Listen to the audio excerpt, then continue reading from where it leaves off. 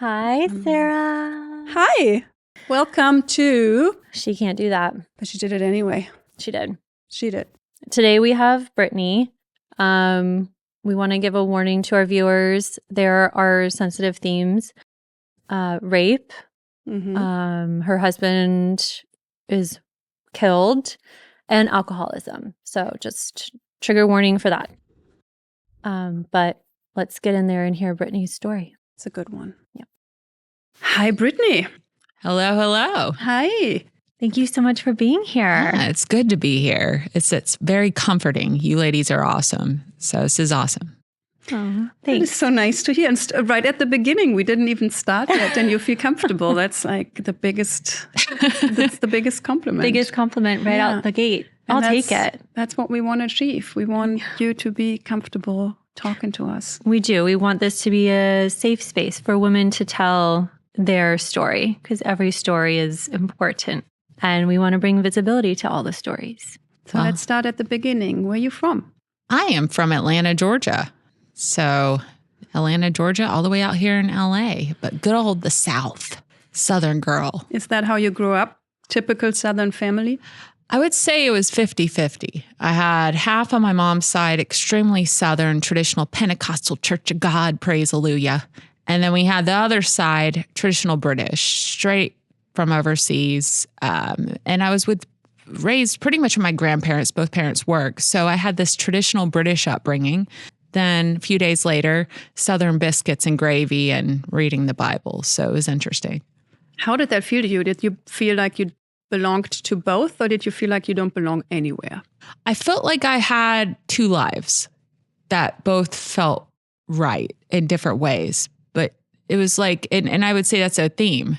I felt comfortable to be the free spirit that would go out as a little kid and talk to trees. Yeah, I'm that weirdo. You know, I saw a tree getting cut down and I would cry. So the hippie Brittany's over here. And then I had the one that wanted to learn how to love people. And it had a lot of shame in it, of course, the Pentecostal upbringing. But I was taught why it was important to love people and all those things and ethics. And that seemed right to me as well at that time. So yeah, it was weird. It was like split lives. Would you say you had a happy childhood? I think the most honest answer I could give is I didn't know it wasn't happy till I was told that there was something different. You know, I think as kids, a lot of times we don't know it's bad till it gets really bad. And it started getting that way in about 4th, 5th grade. You know, I had a stepdad who was mentally abusive, who was in our lives for 10 years. I was bullied and not lightly. I was heavily bullied, ironically, for being tall. I was like, aren't they cool? Supermodels, but not when you're in 5th grade, you're as tall as the teacher. Right. So I was getting bullied. I didn't fit in at school. And when I got home, I got bullied at home. So, sorry, I'm going through a lot of self-love stuff now where I'm forgiving myself. I'm in the middle. I'm a huge self-healer and I'm in that self-compassion mode. And I'm like, damn, girl, you know, so I would say my childhood was good until it just wasn't. And there was no denying it, but I didn't know there was another way. I had no friends, no one to compare it to. So, but I wouldn't change it for the world, you know, and that's down the road. You don't know it till down the road. So, but I got food on the table, you know, had food, you know, go through the boomer perspective. I had food, I had shelter, but my emotional needs, I would say, were controlled and dictated. Yeah. So you grew up with your mother and a stepfather. Where was your father? My father was your typical every other weekend dad. We saw him every other weekend, and I was a daddy's girl. I love my dad. I didn't know he was a piece of crap, except for my mom. You know, I would hear it from her all the time. He was selfish. He only cared about himself. But that's not how I saw him. He was living his dreams. So it was another split perspective, you know, but he's just having fun. But he didn't have the responsibilities. He was paying child support, but he didn't have to raise us. And now that I have 2 kids, I see where she felt like she was giving up her freedom and didn't get to live her dreams because she had all the responsibility. So dad, though, yeah, he was a firefighter, city of Atlanta. He was my hero. I just wanted to make him happy. But he had anger issues. He was very hard to please. And if you knew his upbringing, you would see why. You know, we all have our stories that make us who we are. And if we don't deal with our crap, that's what happens. We put it on our kids. So it was interesting. What were your mom's dreams that you didn't follow? Did you know it? Did you know about it at the time, that she was dreaming of something that she couldn't do? I feel like my mom's a hard cookie to crack. I've tried with her. I was never taught how to speak from my heart. Everything was very mind-centered. No hugging, no kissing, no I love you. I love you. There's shame on both sides of the family. It's weird. Like no affection. So as I taught myself older that that's not a no feeling, because it felt like that, almost like I was being molested by energy to say I love you. Mm-hmm. It felt like that in my sacral chakra, like, this feels gross. Like, I love you. Ew. Like, I've tried to have these conversations with her, but just observing her life from things I've heard, I know she wanted to be a flight attendant and she worked for Delta and she was traveling and doing some modeling and different things. Then she got pregnant with me. And I don't know the story, the truth. She said it was my dad's fault, you know, who knows, but she gave up her dream to be home with me. And I told her recently, because she doesn't approve of me being more like my dad, I guess. That's what I keep hearing. I said, Mom, I wish you would have done it. I said, I wish you would have done Delta. You birthed a very independent child who learned a VCR on her own. Yeah, back then. I did everything on my own and I liked it that way. You should have gone for it. There's no shame in that. And I'm going to go for it. So I don't know the answer. Maybe a flight attendant. Mm-hmm. Who knows? Isn't that crazy that the things we do as parents for our children is a lot of times not what they would want it if they would have had a choice? Mm-hmm. This is the mother wounding, whatever you want to call it. This is the center of my healing right now, is this whole topic. And it's heavy. Mm-hmm. The weight put on the matriarch of the family, the mother. Mm-hmm. And yes, the sacrifice and the idea of sacrifice. Should we even sacrifice?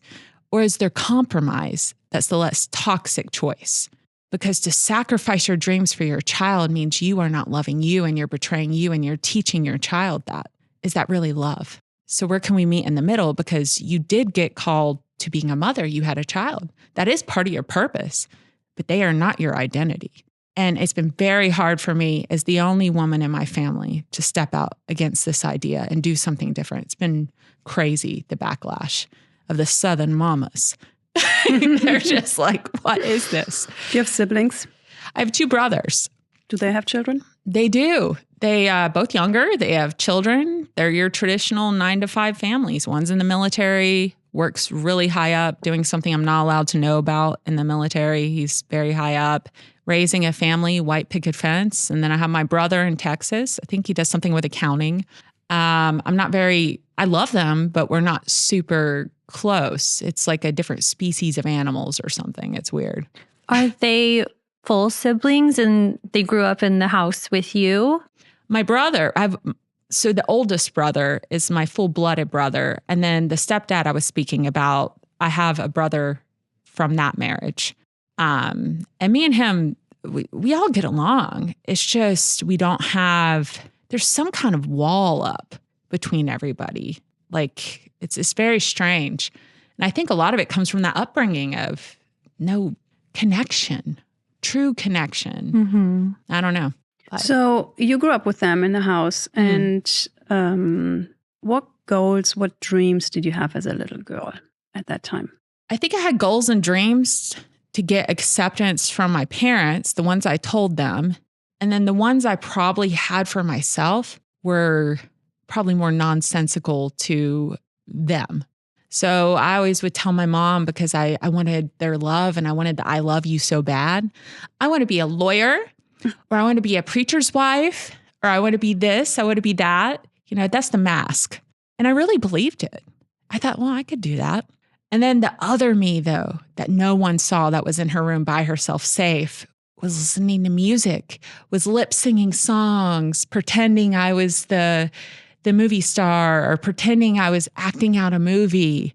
she was listening to songs that were secular or not supposed to be listened to, about the love story of falling in love with a man, pretending I was Princess Jasmine singing to Aladdin. I wanted to fall in love. And really, and I think when Free Willy came out, I think I wanted. Free Willy came out. All right, I'm not. Here we go. Here's a confession. That was one point. Free Willy came out, and at the very end of the movie, get this, it says that call this number and you can save a whale. And I'm thinking like, okay, we're gonna have to get a big pool, put it in the backyard. Oh my God. This is a big deal. So I got to go talk to my parents. Like, this needs to happen. We need to save Free Willy. How can you watch this movie and not do that? So I'm like, Mom, we need a pool. We got to save the whale. I'm going to call the number. And she's like, no. So that was one dream. So that's what you thought. You called the number and they're going to give you a whale? Yeah, so I could put it in captivity in a worse spot than it was in the first place. Rescue this dog and rescue this cat. You're like, I'm going to rescue a whale. A killer whale. I was obsessed with them, drawing them. That was such a good movie, though. I really remember that movie too. Michael Jackson always makes things like more. Yes. Yeah. Oh yeah, the music. Oh my God. Okay, so that was definitely not happening. You did not rescue a whale. And put it in captivity in my backyard. But I am seeing a theme of what you showed your family was a little more structured and free of emotion, but secretly what you held in your heart were aspirations for connection, whether it was with a whale or with your visions of falling in love. You wanted to connect with this emotional side that you had inside, but you didn't let out unless you were in the safety of your room. Yes. Yeah, totally. And I'm just putting this together on your show right now because I'm huge into self-development. And before this show, I hadn't even put this together before y'all just started asking me these questions. It's really weird how this sounding board is showing me a pattern that I'm sitting here like, oh my God, I've had two lives. Like a lie, I've been living a lie to get love. And the other one kept it in secret because if I was myself, I couldn't get love. Yeah. We all wear masks. Yeah. Did you feel you lived two different lives, being with the British side of your family and then being with the Southern side of your family? Did you let the artistic person out more at the British side of your family? Yes. 100%. My dad would always say, because I would get his approval, like, you're such a good drawer. And I would write and my grandparents would read my writing and they would save it. And I was a very good writer for a second grader. I won awards for my art at a very young age. I was very creative and that shut off eventually, unfortunately. But they were like all about, my grandma was just like, I swear she was like a good witch. But we would go out in nature. She showed me nature. She connected me to hummingbirds and saving water and not wasting and taking care of the planet. It was that more, if we have to use titles, which I hate, a more liberal point of view of life. And it made me feel so connected to my essence of that energy as a woman, the female energy. And then the other one felt more, the important thing was Jesus and saving people, and being a good person so you don't go to hell. We don't want that. Mm-hmm. So what did you want to become professionally when you were like in high school? I had a hard time with that. And I think it was because of this. I had a hard time because they put a lot of pressure on kids, especially in high school. They want you to take these tests to try to figure out what you'd be good at. And I guess people knew that I envied them. They knew. Some people were like, I want to do this. I want to do that. I've always wanted to do this. And that's what I'm going to do. I was like, darn, I have no clue. I have no clue. There's so many amazing things you could do. And I get overwhelmed and shut down. It was too much pressure. And so I took the test and I remember it said I'd be a good teacher or to help teach people. So I was like, okay, I'll just do that. I'll do what it tells me. I mean, because that's what I've been doing, following a book that tells me what to do. I guess I'll do what this test tells me I should be good at. And, but I had no clue. I just knew how to be. I didn't know how to define it, what that should look like. And did you become a teacher? I went to school for it. And I dropped out. I had a very uninspiring professor. And he was just a curmudgeon. And I was like, God, if this is what I'm going to become being a teacher, like, and I didn't realize I had ADHD. I was like, I can't do this. I can't sit in school. I just can't sit still. I hate this. I don't want to put kids through this. Like I saw all these cosmetology kids smoking cigarettes and having fun. I never got to be free growing up. They were just having fun. And so I went to the extreme. I dropped out and joined beauty school because I was like, well, any idiot can do that. Because I knew I was smart. I was intellectual. And I was like, but that seems fun. And at least I could go party and I won't keep my GPA up. So that's what ended up happening. I became a beautician. Wow, that sentence, any idiot could do that, is That's what I thought. pretty hard, because was that what you thought of yourself at that time, that you were not smart? I thought it was more of a judgmental statement towards creatives. Mm-hmm. I'm just going to I'll call myself on BS.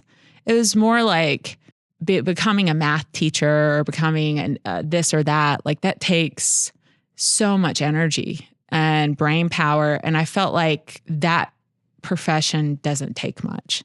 Like I'm a girl, like I could put makeup on and style hair, like anyone could do this. And then I can also party and meet people and whatever. So it wasn't the best way to think about it. And it's actually kicked me in the butt because I've had high-end clients ask me like, so how did you get into hair? Mm-hmm. And I tell them, I'm like, well, I wanted to party and get drunk and sleep around. So I felt like it was the only way I could do it without my GPA going down. I thought it was easy.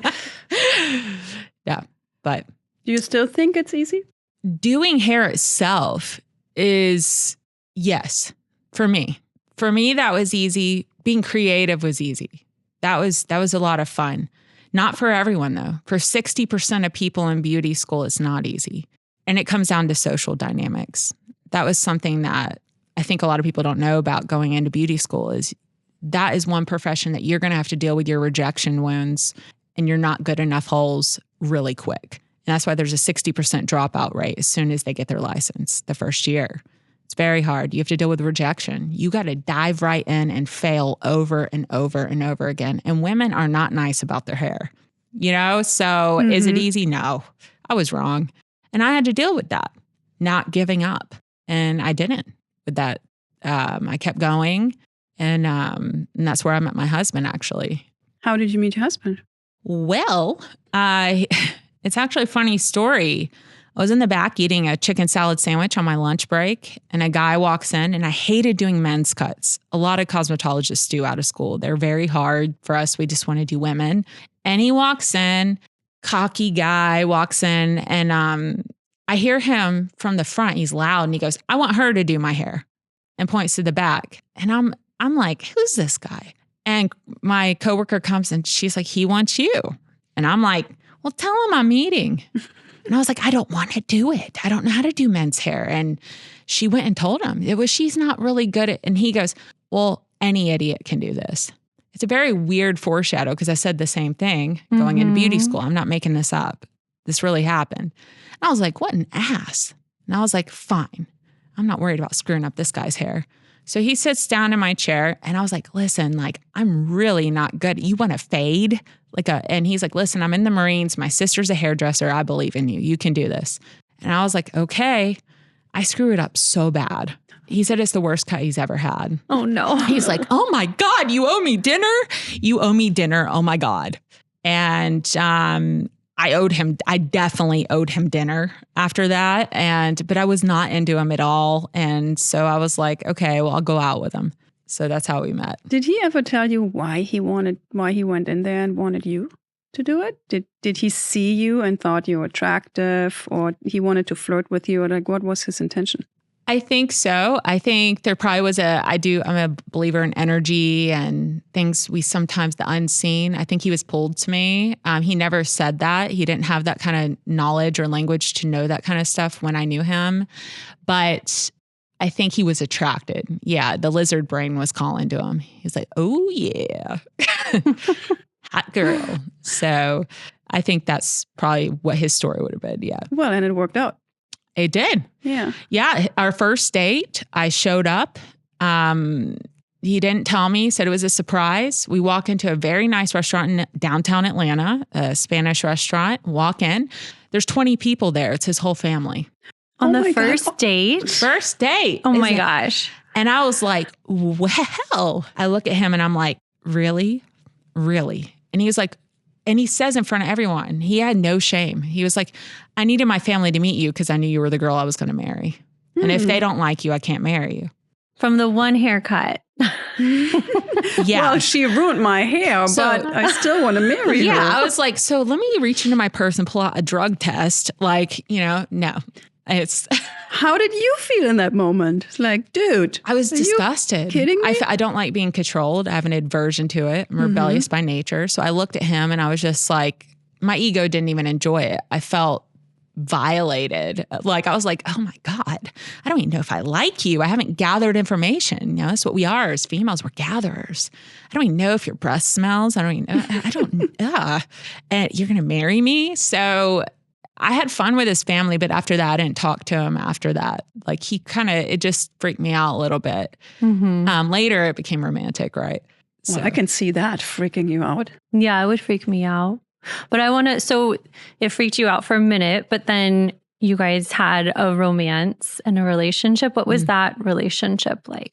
Ryan, much like me, and I think a lot of millennials in this age range from the patterns and people I've talked to and coached, was a lot like me and struggled with intimacy and opening the heart. I think a lot of us a lot of people struggle with heart space. So like our relationship was intense. It was passionate, but we both had struggled with intimacy, I think, had blocks around that because we didn't know how. So the relationship I drank a lot and he drank a lot. He was a Marine. So when we drank, we would get in these fierce fights, nothing physical, but we'd fight and then we'd make up and he always made me laugh. He's really good, but we got in some pretty intense fights. And a lot of it was when I was drinking because he'd want to cut me off or protect me. And I didn't want someone telling me what to do at that time. We were very young. And so we get in these little fights all the way up to, he was a Marine before he deployed. And he had, like one of the biggest fights right before he deployed we had was over, he had a fear that a lot of women marry the military guys before they deploy for the money. And this is very true. They do this. And he did not want to put me on the will as a beneficiary because he wanted it to prove that I'm with him for him. He's very young. And that was a very, I think, immature way to handle things. But at that time, I just said, okay, baby, no problem. Because I had a block around money. I was like, I don't care about money. I love you. Well, I told my Southern mama and she was like, oh, heck no, that's your man. So I was like, yeah, you're right, Mom. And I went and talked to him and he got very angry, stormed out the door, left. Because I think it was like, he was afraid I was like that. And then he came back and he showed me a piece of paper where he changed it. Oh, okay. And he said, babe, I did it. I think he had to really go sit with his intuition. And so he did change it. And then, but we had this like thing where we'd fight, but then we'd pick on each other and have fun. It was, who knows what. How long were you married before he went to Afghanistan, right? 6 months. Oh, okay. Not long. Yeah, we did a courthouse wedding. I was terrified all the way up to saying I do, sort of. And his best friend and his best friend's wife were there. No one else. No family showed up. My family they weren't really concerned about being involved. They weren't that family that was like, oh, let's go be there with Brittany. Some families are like that. Mine wasn't. And his family was too far away. So we did it and had a little barbecue. Why were you terrified? I think 2 reasons. Probably the commitment, probably from what I've seen in the past, growing up, marriage. It's coming from a Christian background. I do means forever. I don't have a choice anymore. I'm losing my freedom based off of my principalities and my beliefs. And I don't blame me for being angry based on those beliefs, or not angry, scared. That's terrifying. There's no way out unless he cheats on me. Like that's what I was raised with. So, what if you're miserable? That was scary. And he was just so certain and so confident about it. Me, I'm like, I need more time. Like, am I sure I want to become a slave to this? Because because that can happen with that cultish upbringing of beliefs. But I went through with it. I did it. But I also am a free spirit, I realized. And whatever kind of marriage I am in, it need to be a bit more unconventional than that. Yeah. Okay. And then he went to Afghanistan. Yeah.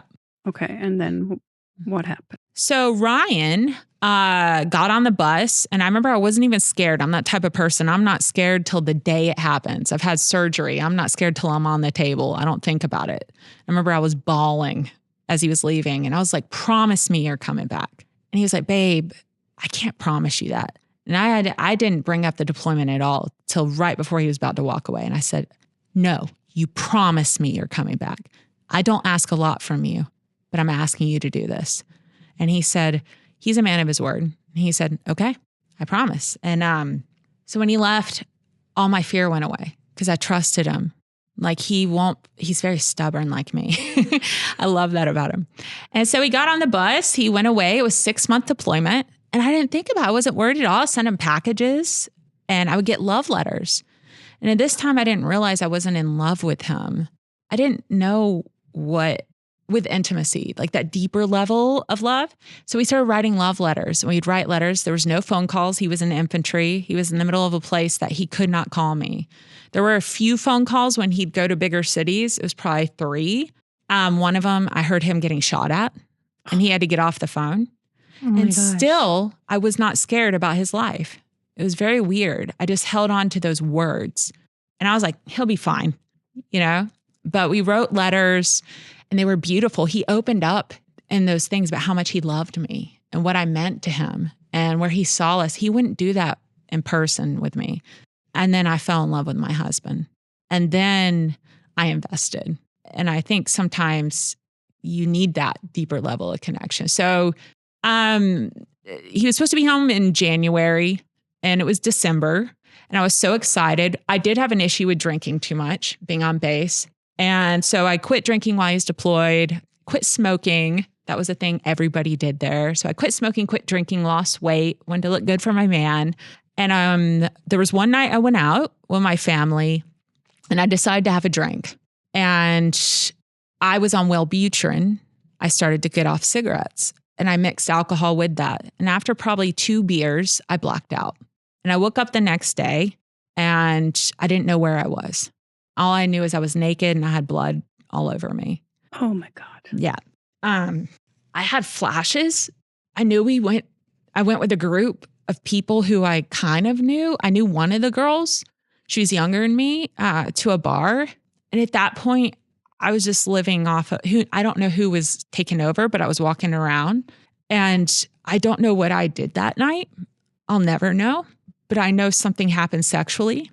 And I became an investigator, obsessed with it. They had to put me on medicine. I had to go to a therapist because I think that Christian background, even if it wasn't my fault, some other man touched me. I was unfaithful to my husband. Mm-hmm. Like, I had so much shame just being me anyway from religion. But I did something, and I had to prove that I didn't, or I couldn't live with myself. Mm-hmm. And all the information I got, it probably was an assault. But I have to live with, I don't know. I don't fully know. I just know the guy was sober, more sober than me. And he was a married guy with 3 kids.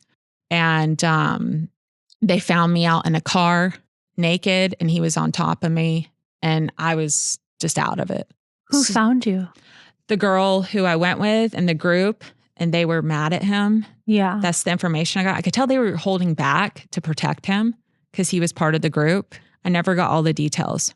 And I don't know. I think part of me thought, like, what if you coerced him? What if you were like, hey, but they said, Brittany, you were talking about your husband the whole night at that bar. Even in that state, you think you should put the blame on yourself. It's like, I still do. You were so out of it, and you probably were drugged or whatever, and you still feel it's your fault. I feel I'm an empath, and I put myself in that guy's shoes. And I'm like, you have an attractive woman, and he's drinking, coming to you. And this is all theory. I don't even know if this happened, but this is how my mind works. What if I was hitting on him, trying to touch him? And he's a man, with a sexual whatever, and he could be out of his mind and he thinks it's a green light. She wants to do something. I didn't know. That was the best case scenario for him.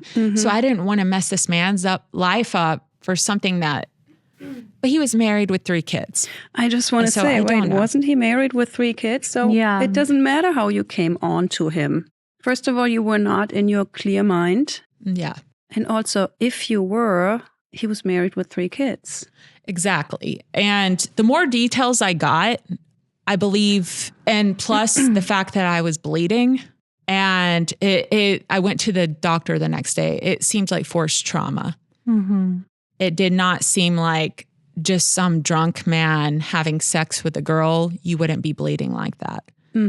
And so they were saying it looks like it was more forced trauma. So I filed charges, but I was terrified. And I ended up dropping them because Ryan's family asked me to drop them. They did not want Ryan to come back from killing people, terrorist. He's going to be out of his mind, PTSD potentially, come back and find out that something happened. He would kill the guy. He would want to kill the man. He's already in that mindset. So I dropped the charges. Were you close with his family? I was trying to be. I was building that relationship. And the investigator told me, he was like, are you sure you want to drop the charges? He couldn't tell me all the details, but he knew something. And I said, I can't risk Ryan's life. So I chose him over me. So I went to therapy. It took a few weeks. Ryan was about to be home. I heard from him. He said, babe, I'm coming home. I still hadn't decided if I was going to tell him or not. And he said, I'm in the safe place. We're out of here. And I was like, really? Oh my God. I was so excited. And I went to my therapist probably a few days after that. And I said, she goes, Brittany, what do you want to do? What's good for your mental health? And I said, I need to tell him the truth. I can't hold this in. And if he leaves me or does some dumb stuff, that's on him. And I felt this freedom. I did what Brittany wanted to do. The next day I went into work. I was a hairdresser. And I get a phone call from his mom. She asked to go to lunch with me. And I was like, yeah. She walks in and she was on oxygen. She had lung cancer. And I had her come sit in the back. I thought she was tired. And I was like, are you okay? And then I hear bing, the doorbell went, the salon. And I'll never forget the day 2 guys walked in military uniforms, Marine Corps uniforms. And we did a lot of military haircuts at this place. And I was like, all right, just sit at the front. We'll be right with you. And they didn't listen. They just kept walking and walking and walking all the way to the back of the salon. And they were like, are you Brittany Nicole Giese? And I'm like, yes. And then I knew, but then I didn't want to know. They were like, your husband, Joseph Ryan Giese, was killed this morning in the Helmand province in Afghanistan in Sanjan at 6:10 a.m., which ironically is the time I was born. And I looked at them and I was cursing. I was like, you're a liar. I said, he said he was coming home. He promised me. He just called me. And I was just like, no, I've passed out. I blacked out. And then I thought about the rape or the assault. And I was like, I don't have to tell him anymore. And then I felt guilty. I felt a sense of relief. But then it was like, I had the religious abuse in me of God won't give you anything you can't handle. And so I took Ryan's death on me. Like God took him home because he knew he couldn't handle the truth of what I did. I know that's religion. That's religion. And that was something that I really had to work through. And he was gone. That was, yeah. So you felt responsible? I'm a control freak, I think. I think I wanted it to be in my power. I think it's a program I have I'm working on. I think that's something that makes you feel like you're blindsided. We have these programs that we want it to be in our control. And I had a program to always blame me because if it's my fault, I can change it. I had that instilled in me from a young age. So yeah, I thought God took him because of something I did. And I know that sounds silly, but if you knew how I was raised, you would understand. Like the God that I was taught about did that kind of stuff. So yeah, I did. And that didn't last forever. I don't believe that now, but I just am having compassion for her now. That Brittany, I'm hugging her now. that's where these tears are coming from. Well, she deserves lots of hugs. Thank you. And I don't think that sounds silly. I think when our world feels out of control, we do try to control the things that we can. I think that's just instinct. Yeah. So thank you. It's a normal reaction. Well, yeah. And it's the whole process though of the military funeral and everything. It was crazy. I've never had anyone in my family die before. I've never seen a dead body. No one died. I still had great grandparents. So, him coming home, I didn't have a handbook on how to deal with grief. I don't think anyone really does. No. And so they flew him. The military was great. They took care of us all the way through. They flew his body back. I still didn't believe he was dead. I still didn't believe it. It was like I couldn't. And then we got to the morgue and then I didn't want to be there to hear how he died. I went to my room and then stayed in denial kind of. And then the body came in and the airplane came in and they have a ceremony for everything. All these military guys are carrying his casket out of the airplane. I jumped over the guardrail and I ran after. I wanted to see if he was really in there. You know, we see all these movies that they're full of crap, you know, that is not true, I don't know. I watched a lot of Days of Our Lives. Oh my gosh. I watched a lot of Days of Our Lives and all my children. So if there's no body, they're still alive. So I jumped and I went and his dad was just crying, holding me. He's like, Brittany, you can't. Like, I just was a mess. And then went through the whole ceremony where they're about to bury him. I saw his body. They did have an open casket. And I saw how they did his hair. And I remember I was just so scared to see his body. And when I walked in the room, I remember I was just like, I saw him and I felt so much braver than I thought I would be. And I walked in and I looked at him and I saw his hair was blonde. He's a brunette. So it must have been from who knows. But I told the funeral director was like, how do you feel we did? Does he look okay? And I said, no, give me some scissors. Give me a comb. His hair looks awful. He'd be so mad. Oh my God. He was so picky about his hair. So I fixed his hair and I stood by his casket until they forced me to get out. And I just put my hand over his cold hand and I stood there and people were talking about the news and this and that. Anywhere they were near him, I said, you guys get out of here. Like I was very protective. Like that's disrespectful. Like, if you're going to be in here, this isn't a party. Like I was trying to dictate how people are, but I don't know. Then the guns went off. They did the whole thing, the whole salute. They buried him. And then that was it. I wasn't married anymore. How old were you at this point? 22. So young. Yeah. Yeah, I was 22. And so it was nuts. And then what do? You start over. Right. So what did you do? I did receive money. So what I did is I went and paid for a year in an apartment. I paid all up front. I wanted to be left alone. So I didn't want the apartment people to bug me. I didn't want to deal with people. I just paid for the whole year, decorated the apartment full of Marine decor. It was covered like a bar, like just all Marines, like immersing myself to try to bring him back, you know? And then my brother moved in with me. The full-blooded brother, he, not the half-blood, but no, he moved in with me and to protect me. He said, you don't need to be alone. Did he see something? Did he see like that you were not doing well and he felt like he was needed afraid to I be drank. with you? Yeah. That was my escape. And he was right. I did. I drank a lot. And I felt so alone. I hadn't developed my own masculine energy within me of protecting myself. So I needed a man. It felt like I needed a masculine presence to be there. And there's nothing wrong with that, but the way I needed it was unhealthy. I did not feel safe being Brittany.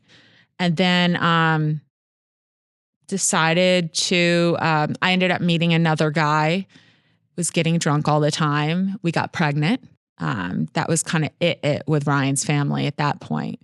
And so I did the right thing, the right Southern thing. Don't know the guy, but we decided to move in together and have a family. So I got back into hair. I opened a hair salon and had Ryan's plaque in there, still keeping him with me. Like, this is in memoriam of him. And so I opened a Aveda salon. It was a nice salon and did well. Won best salon 3 years in a row. So you got pregnant. Uh-huh. You said you did the right thing. Yeah. Moving in together. Did you get married? We didn't. So not the rightest thing. No, I'm joking. I just never could do it. Something in me just said, don't do it. Mm-hmm. I never could marry him. I was with him for 7 years. We raised 2 beautiful girls, but I never could marry him. And then, just wasn't. Did he not, did he confront you about that? Did he propose? Did he want to get married? He was kind of a passive type person, kind of go with the flow, like says yes to whatever. So a lot of the responsibilities were on me, like bills getting paid. I was the breadwinner, like taking care of us. I paid for the house. Like, he was just kind of down for whatever. And I think I eventually woke up to, that's not what I want. Like, I want equal give and take. And I still didn't learn that lesson until recently. But yeah, and my drinking got bad though, towards the end of the relationship again. That was a theme. And I got very overweight with him. I was almost 270 pounds. I struggled with weight my whole life. Mm-hmm. Got very big, had the gastric bypass, and kept drinking. And after the weight loss surgery, because I was drinking, I became highly addicted very fast, dependent. And that was the downfall of our, it needed to end the relationship, but I was out. I mean, I was out of everyone's life at that point. How old were your children when the relationship kind of ended? Holly was probably 5. She's 11 now. And Audrey was less than 1. Yeah. Mm. And Holly took it hard because not only were her parents getting divorced, or sort of, it felt like that. We just didn't have the papers. Right. Yeah. But not only that, is her mother had become an alcoholic, and she saw me passed out many times. She saw things a kid shouldn't have to see. Mm. And she just had a mom that had a lot of trauma. Yeah. And what happens is if we don't deal with it, we pass that on to our kids by doing things that traumatizes them. So I had to live with that and overcome that with her. And we're doing great. We're a lot better. But she saw that the baby, Audrey, never. She didn't have a clue. But I was strong enough to put myself in rehab.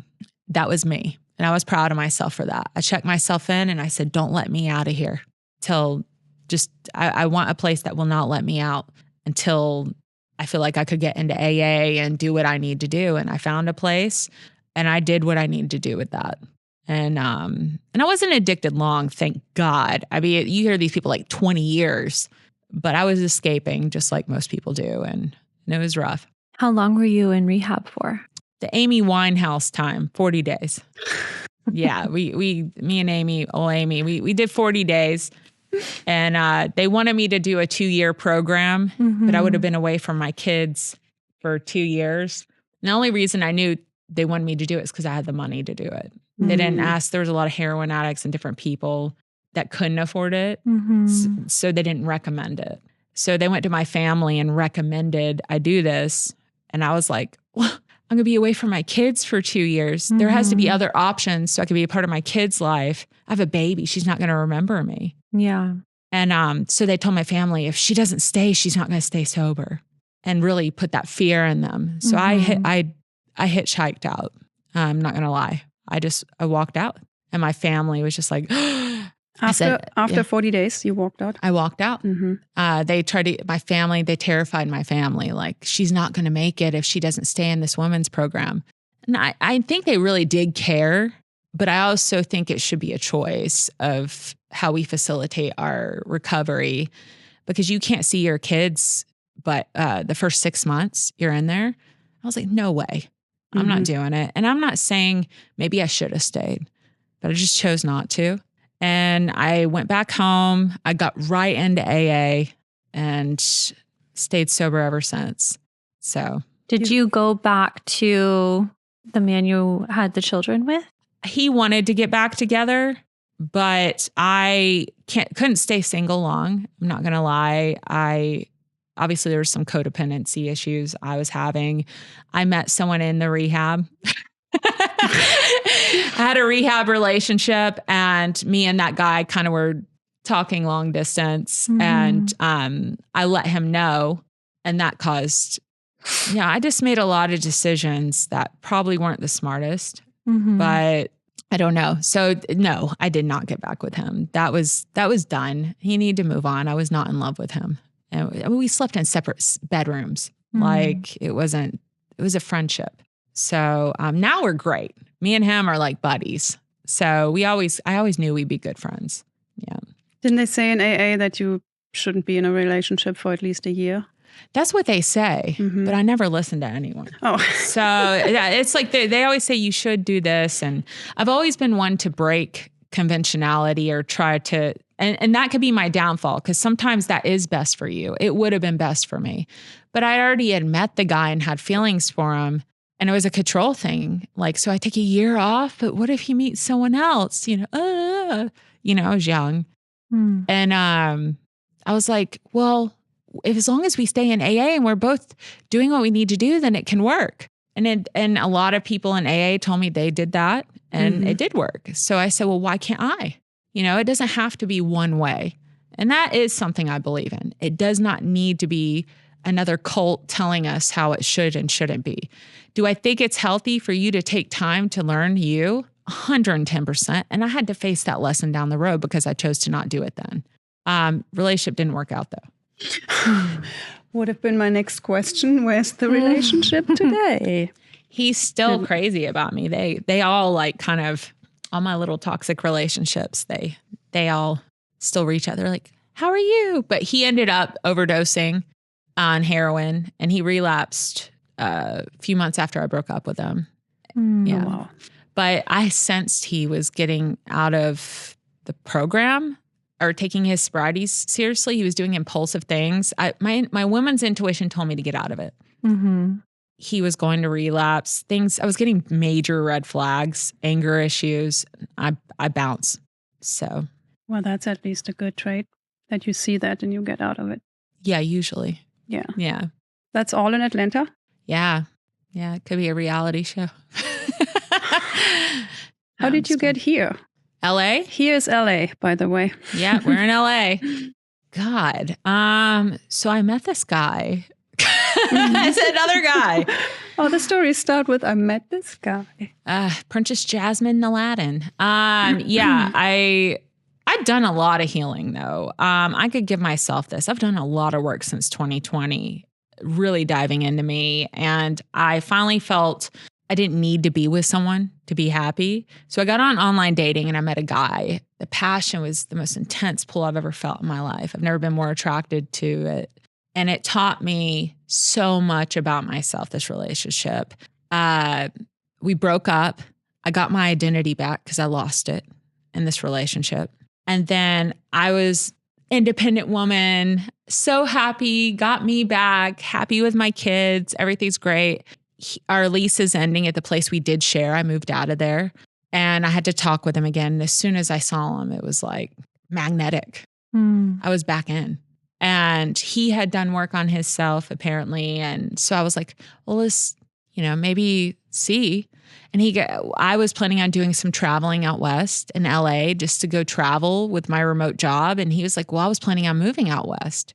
I was like, really? And he goes, come with me. I was like, yeah, let's go. My family was supportive of it. I was making a lot of money. I could fly home, see my kids just as much as I was at that time, as long as he got a job. So I came out to LA with him. As soon as I got here, I had another hard lesson to learn. He never got a job. His fear was bigger than me suffering, having to pay for him and not being able to go fly home and see my kids. And the only option for me to get out of it was to break up with him and finally end this relationship. And so it took 2 months. I could not fly home to see my children. I was broke. And I finally said, I love you. And this wasn't out of anger. I was like, I love you, but I need you to go back home to Michigan. I will not take care of a man that it is affecting my children. Mm-hmm. And I held my boundary. I said, the only way I would stay here with you is if you could equally do things and you're not putting in the same effort I am, and I'm having to pay for you. And all I hear is excuses. I need you to go home. It's over. And I was still in love with him, but I ended it. Mm-hmm. And he left, and I'm here and had to decide what to do. But I knew at that point I learned something about myself, that I would never betray myself again just to have a person or a partner, like to listen to my intuition, what felt right for me. And if you're going to go, that's fine. And I needed, every woman in my family has failed that lesson, and I needed to go through it too, apparently. And so I'm in LA, and I was let go from my job around that period. What job did you have at the time? I was a producer and podcast host for a show about sex positivity. And I was alone in this foreign land of LA by myself. Mm. And it was terrifying. What was your goal coming here? What did you want to do? I wanted an adventure at the beginning. It was an adventure I've lived in Georgia my whole life. You know, I've this control bubble of what things should be and conventionality. I knew there had to be more out there. And so when he was going to LA, I was like, let's go try it. Mm-hmm. You know, let's go see what's out there. I just craved that. And I got that. I tried stand-up comedy here, ended up doing very well, got into the Groundling School. I booked so many shows since I've been here doing stand-up comedy, realized I make people laugh, which is cool. So yeah, I just thought I was getting that thrill of adventure. What about your kids? So that's where my heart was torn. My girls said everything was fine. Like, they understood, but the people surrounding them, they even said before I left, I had a little meeting with them before I left. Like, is this okay? Are y'all okay with this? I was at every other weekend mommy. And I was like, I'll see you the same time. I'll just be in a different state. But I'm even going to try to come see you longer and more. Like, because my job was remote. I could do that as long as he got a job. And they were like, okay, mommy, sounds good. Have fun. And so it was good. The family seemed supportive. Everybody seemed supportive until I got there. The kid's father started struggling with some emotional things, was not able to take care of the children. Poor kids. So the grandma, unbeknownst to me, was taking care of the kids. I never would have left, ever, ever, ever, if I knew they were going to be put on her. Like, and so then it became, I'm the bad guy. I'm the selfish person who came to LA. And I like tried to dot my T's, cross my I's before leaving, you know, but it doesn't matter. Like, I did it. I learned a lot about myself, and my kids need me. And I know now that I would probably never do it this way again. It would have to involve a compromise of my children, or way closer for me to do this again. And I can't lean on someone else and put my kids and I's relationship in someone else's, their decisions, you know. That makes sense. How long have you been out here? 3 months. Yeah. So it's the energy here is intense. It's intense compared to Atlanta. Like, you gotta be confident or something to live here. Like, it's beautiful though. I love the Malibu, the ocean, and the people are so nice. All the Southerners are wrong about y'all. No, I know that's true. They always say LA people are so mean. Yeah, they do. Great to hear that we're actually nice. I was like, I told my mom, and she didn't believe me. I was like, they're nicer than you. I'm joking. You guys are mean. No, I'm joking. What did LA give you? LA gave me, it uncovered another layer of trauma. It helped bring up trauma in me. Sometimes we're suppressing trauma, and no matter what therapist you go to, that trauma is not coming up till it's ready. Coming to LA ripped open something that if I stayed in Georgia, may have taken me 10 years to heal. I'll be honest. Coming to LA and doing this helped me fast track my healing. It literally brought up not enough, alone, abandonment, all those things, mom shame, the carrying the mantle, all that all at one time. And also imposter syndrome, confidence issues. I had to face that all in 3 months, all at once. And I did not run away from it. I stared it down.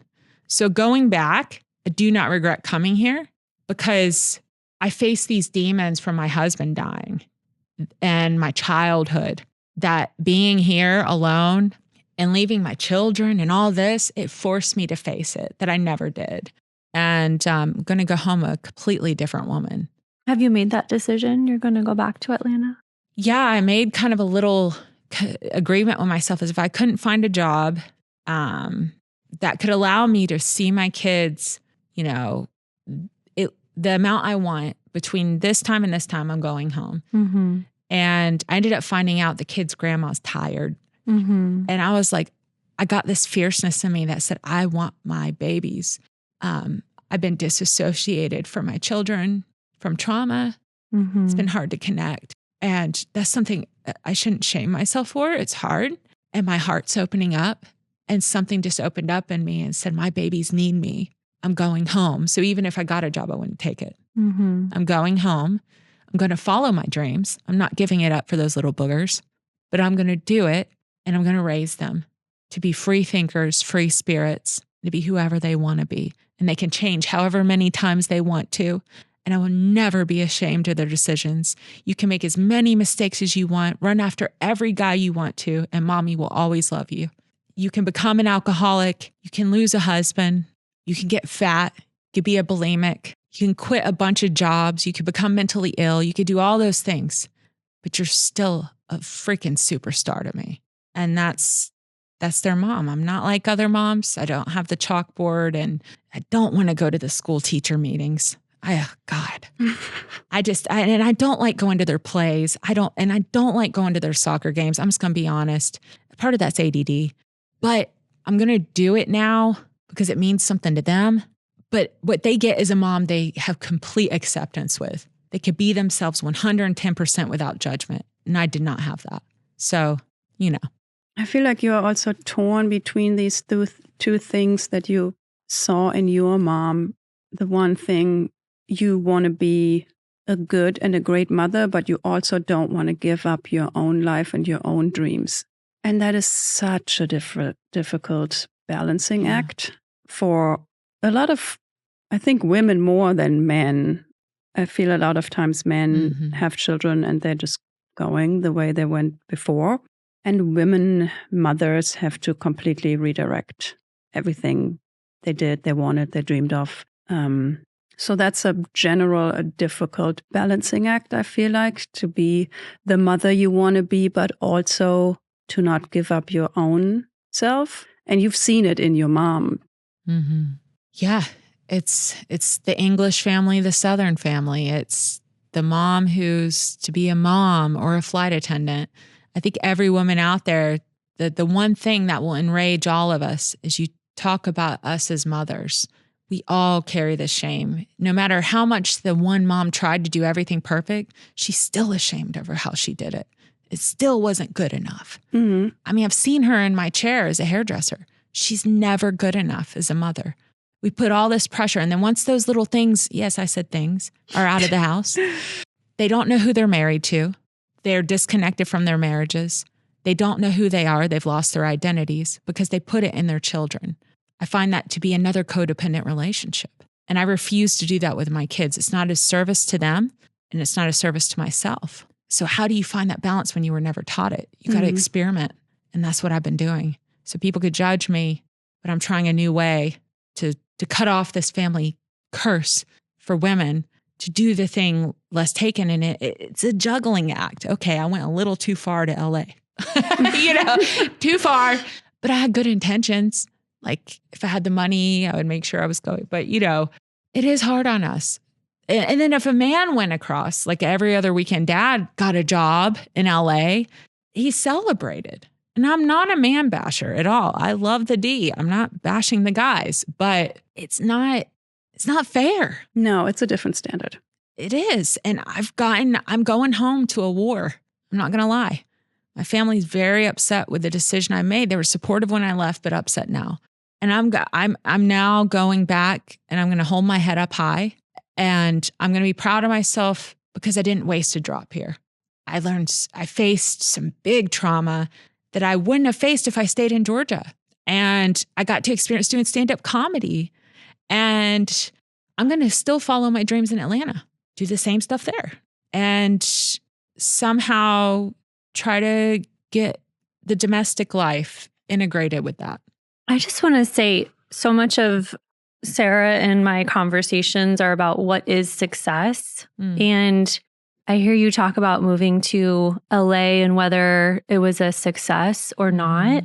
And I think just making the move out here and going on the adventure is something you should be so proud of. I'm trying to get there. Thank you for saying that, by the way. Like, that's what my tribe, my people, like, they're saying the same thing. Like, they know my heart. They're like, you did the thing nobody else would do. All those people are too afraid to do. And I was like, yeah, but I'm thinking about my kids. Like, but I also did the wild thing that nobody else does, you know? But it's obvious that you didn't come out here and, you know, forget your children. No. And, you know, you clearly carry this sense of responsibility. And even with that huge load that mothers feel, you still tried to put yourself on a new path and carve a new path for yourself and do something that took a lot of courage. Thank you. And I think that is modeling something for your daughters that one day they'll be able to look at this story of yours and feel so much pride that their mom came out here and tried this on her own. And I just think it's something to be proud of. Thank you so much. Thank you. As, you know, hearing other mothers say that, I think that's what's so beautiful about LA is there's quite a bit more open-mindedness here. Not saying it's not in Atlanta at all, but nothing compared to here. And that is a blanket statement. Sorry, Georgia. Like, I've got so much more support from the unconventionality. Like, it's like considered brave to be unconventional. There's like mindfulness is a part of everyday living. And I wish that for mothers out there. Like it's a success that even if it's not pretty and it's messy, that you did something against the grain, that you're not betraying yourself. You're getting out of the matrix of the digital program of what you should and shouldn't do. You're doing something different. Is it the right thing for you? You'll find out, but it's going to be exciting. It's going to be different. You're going to learn a lot and to be brave and start over. So it's like another story. That's my theme in my life. Get back up. No matter how bad it is, get back up, start over, try the thing. Okay, I went a little too far. Try it again. I'm never going to stop. And I just got to accept that, even if people don't. But I do want to be in more. I do feel what I have learned is like, I don't want to be far away from my kids like that again. Like, I would probably change things knowing how it was for me and them. My little one didn't like it. And I was like, all right, till she gets older, or they could come with me, or, you know, I'm just going to get a job that the weeks I don't have them, I could go do some crazy stuff, travel. So if you could go back, what would you tell your 20-year-old self? Me and her still, that's actually weird you're saying this, because I did inner child work and right now I'm doing teenage work, which is up to 20. A lot of people miss that in their healing, is their inner teenager and early adult. If I could talk to her, damn girl, you're brave, but you don't have to be all the time. You don't have to be. And it's okay if not everybody agrees with you. And it's okay that you're different, and keep doing the weird thing. You're doing great. That's what I would tell her. Go on the adventure. Live like it's your last day, but like, be a little smart about it. Think it through for maybe 4 minutes. Yeah. Yeah. If you could change something, would you? I mean, I would love to be like, have this Oprah moment where I'm like, I would change nothing or I wouldn't be who I am today, but that's inauthentic. I am sure if I had a magic wand and I could go back, there's certain things I wish my daughter didn't see. You know, I wish she didn't see her mom passed out on the floor drunk. It's more how I've hurt people. That's what I wish I could have changed. I don't like that because that came from me and I don't want my babies to hurt. And even my kid's dad, leaving him the way I did, it wasn't the nicest way. There's just things, if I could go back, I would have done it different. But they won't become the women they're supposed to if that stuff didn't happen to them. So it's a weird paradox of contrast that we need pain to sharpen the diamond into love. We need fear for love. It's the weirdest paradox. We can't experience the contrast of how amazing love is without the other, the loss, the pain. So I don't know, probably not in the end. What do you want people to take away from your story the most? The number one problem I see in the world, we could go and say it's mental health, which leads to shootings, which leads to all these things, these political battles. But I think even deeper than that is identity and the courage to be oneself and do what you want. You don't need to know, do you want to be a teacher? Do you want to be a lawyer? You don't need to know all those things.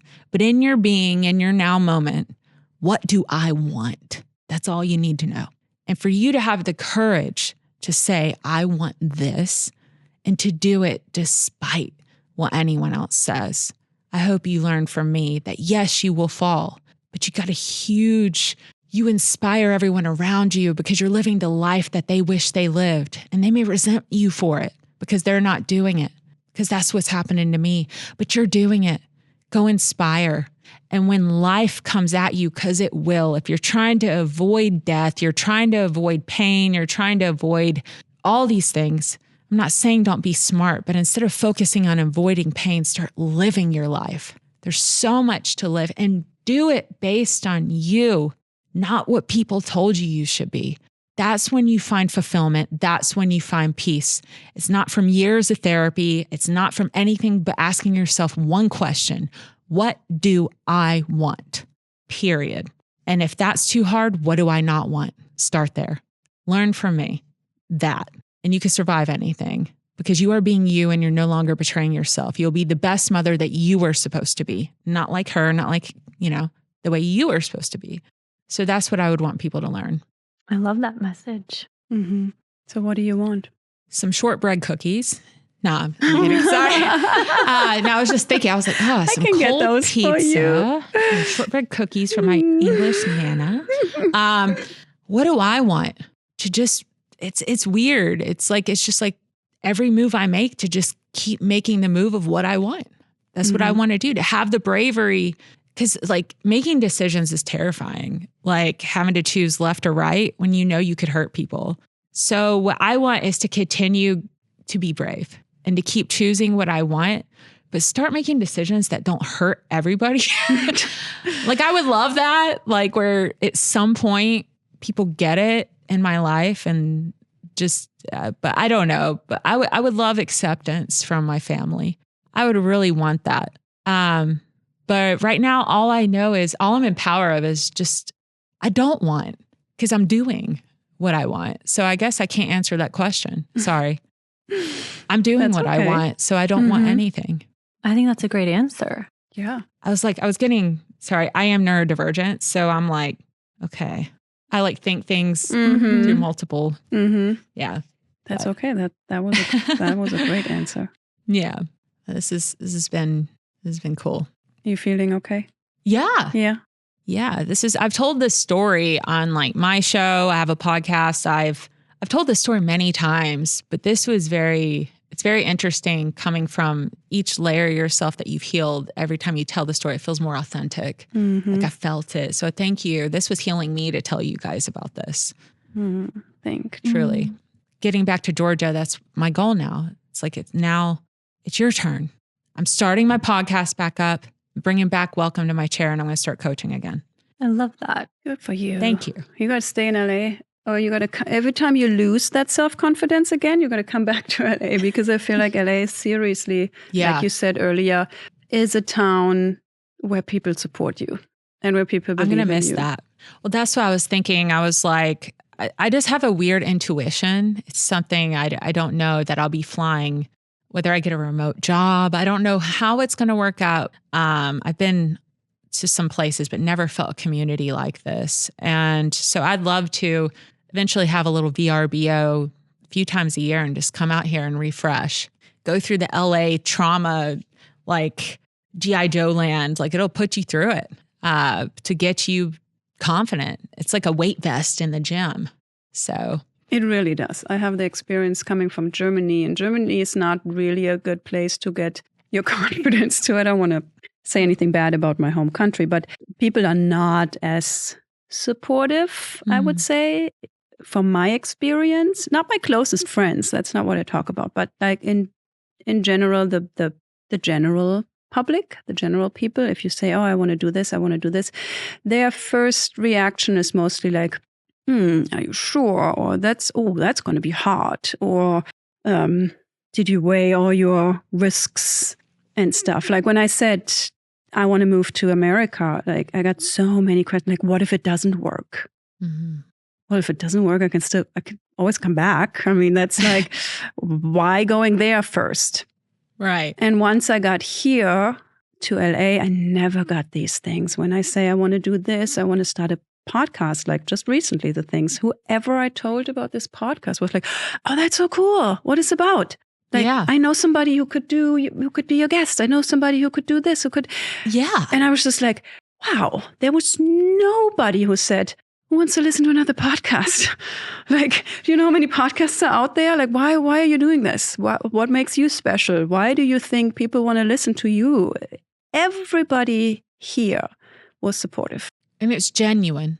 Yes. That's what, it's not that bless your heart crap. They really mean it. They try to network for you. Like you're saying, it's like a herd of networkers. Just people want everyone, because we all come here and struggle when you first come here. A lot of people. And maybe that's what it is, because there are so many people here who are not from here and who came here with a dream. Yeah. And maybe that's where it's coming from. It's like they all get it. They're like, we know it's hard. That here's a first aid kit. Here's a connection. That makes so much sense. And the first aid kit, the first thing is, I got to believe in this person. I got to give her assurance she can do it. Yeah. Like that's the most important thing.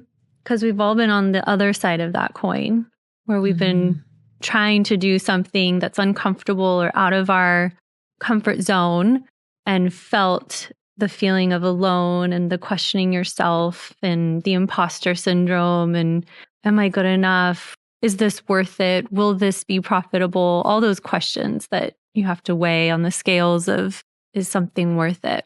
And then when somebody comes and says, ooh, do you think it's a good idea? You're so easy to say, well, probably this person is right. I shouldn't do it.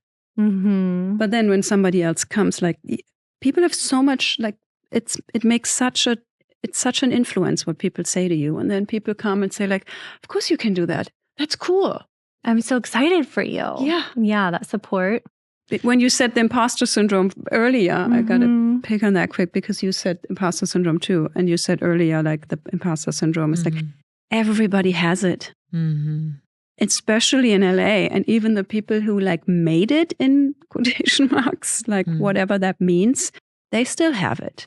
If I listen to other people in interviews, very successful actors drive on the lot of, I don't know, the Universal lot, the Sony lot, whatever, and they still feel like, what am I doing here? Why am I like that? There must have been a mistake. Like why? Like that can't be right. That I have like a chip to this gate and I'm driving on this lot and I'm filming this movie and I'm being like first on the call sheet or whatever. Everybody has it. Well, it's quite interesting when you're introspective and you have fun with like digging into your layers, because you're like, imposter syndrome. What is this? I did not feel this in Atlanta at all. Like I always felt like I stood out and I liked it.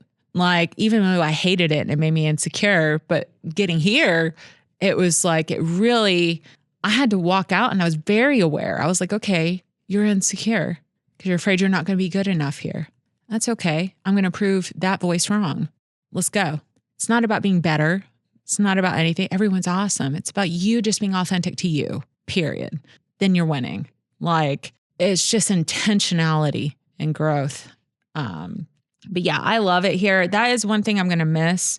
I don't know. I feel like there's a future. I don't know when it will be, where I'll be back. I'll be back. Sorry, I had to do it.